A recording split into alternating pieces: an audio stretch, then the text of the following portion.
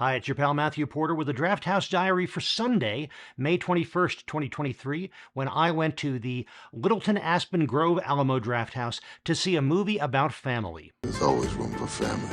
Keep it in neutral, Dom. You're in the next Drafthouse Diary. Today, I am talking about Guardians of the Galaxy Volume 3. You know, Guardians of the Galaxy, those happy fun time movies with the goofy space pirate and the dancing tree and the talking critter. You know, these movies are presented in such an airy, breezy, accessible, fun way that it's easy for me to forget in between movies how really intense and heavy they are. And they are, every single one of them.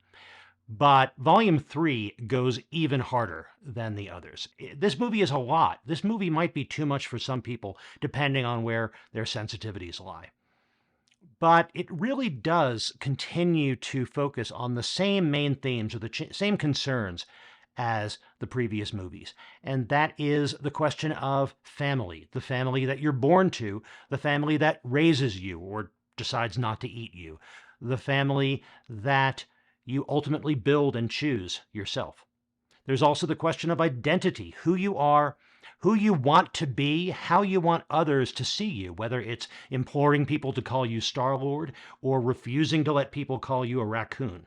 And then, in this movie, there's also a question of memory. In Volume 3, we have an A story that focuses on Rocket, and we have a B story that focuses on Gamora. To talk about Gamora first, remember that the Gamora that we have now in the Marvel Cinematic Universe is not the Gamora that we knew in the original Guardians of the Galaxy movie. This is a different Gamora from a different timeline or a different universe, so she has none of the memories of the Guardians, of Peter Quill, of falling in love. And a lot of this movie, Volume 3, has to do with Peter Quill wanting her to be the Gamora that he knows, wanting her to be his Gamora. And it gets a little bit creepy, if you ask me, but ultimately I'm glad that they don't follow that too far, and instead we get to see Gamora, this Gamora, happy. We get to see her being fulfilled as the person she is. And we finally get to see Peter Quill grow up a little bit and grow up enough to realize that she never will be and shouldn't be the person that he wants her to be. But to take the main storyline involves Rocket. And the MacGuffin, the main thing that drives this adventure, is a piece of information that is needed to heal Rocket from a deadly injury. And the place from which they need to get this information is, in fact, the scientist who made Rocket what he is. And back to that concern with memory, through Rocket's memories, through flashbacks, we learn about how he came to be what he is. And it is a harsh, sometimes devastating story. This is where the movie really becomes an animal rights movie. Thinking about this movie after the fact, I found myself remembering the movie Project X from around 1986. Another, I'd say, animal rights movie about military experiments being done on chimpanzees. But to not get too far off the track, Guardians of the Galaxy 3 is really a Frankenstein story as far as Rocket's tale is concerned. You've got a scientist of overwhelming ambition who seizes upon the mantle of God and creates a new being that did not exist before, creates a creature of intellect and sensitivity. And that scientist's rejection of his own creation has devastating consequences. Overall, ultimately, I'd say that the story is satisfying. The way that the movie is shot, the way it's directed, I think it's perfectly adequate. Things that seemed interesting and fresh in the first and even the second Guardians of the Galaxy movie seem a little bit played out now. Even when it comes down to the blocking of action scenes, some of the set pieces, they had their innovative touches, but it seemed like, depending on your point of view, it was either them playing the hits because they knew this was their last show, or it was they had run out of ideas and they were being derivative of their own work. Either way, as entertaining as the movie could be, it wasn't the huge breath of fresh air that I think the first Guardians movie was. Because this is a Drafthouse Diary, I will talk about other parts of my trip to the Alamo Drafthouse.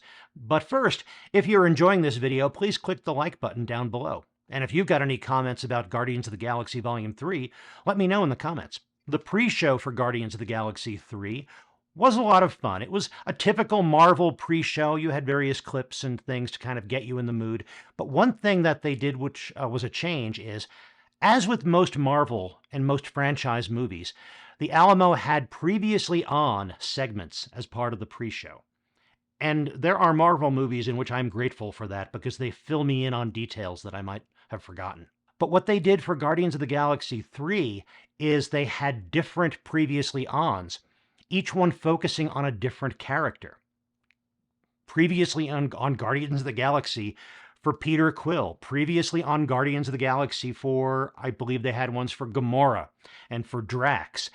And it acknowledged the fact that Guardians of the Galaxy, more than most of these Marvel movies, is a collection of characters, each with their own interests, their own motivations, their own stories. You could do a story focused entirely on any one of them, and it would be a powerful story. I like the fact that they acknowledged that, while at the same time having some fun with creating the previously ons in that way. So, good pre-show. For dinner, I had the Alamo's Monster Burger, which is their deluxe hamburger with bacon and cheese, and it is a large and heavy burger. I think I've had it once before. I don't think I'm going to have it again in the very near future because it is so heavy. But this is a day on which I had done a lot of manual labor and had very little food, so it was the day to try that. And I enjoyed it very much. If you like a big, hearty, well-appointed hamburger, the Monster Burger is pretty good. In general, none of the burgers at the Alamo are outstanding. You're never going to go there for a terrific burger, but they're perfectly good and they're enjoyable. That's all for Guardians of the Galaxy 3.